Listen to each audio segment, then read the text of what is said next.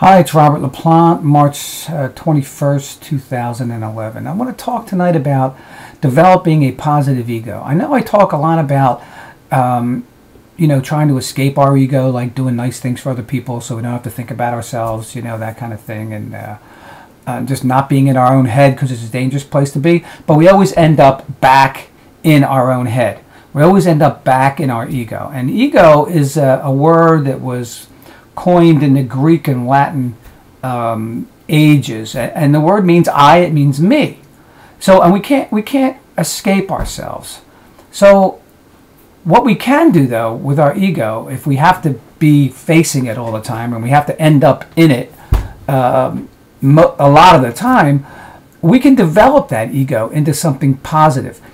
So then when we are in our ego, we could feel good. Now, how do we develop a good ego? We develop ourselves emotionally, psychologically, educationally, and financially.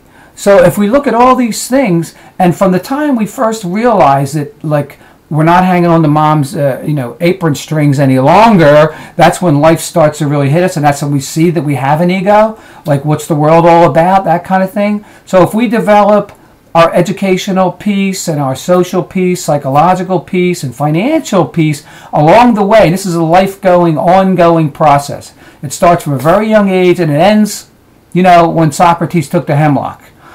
So what happens is when you find yourself alone or laying in bed, along your journey of life, and you're thinking about yourself, you can possibly feel really good about yourself, depending on what you've been doing for yourself, how you've been developing yourself. And remember, self is ego. So it's a difficult deal. It's an ongoing process. It's like lifelong learning, like being in school forever, constantly developing yourself, developing your relationships, developing your characteristics.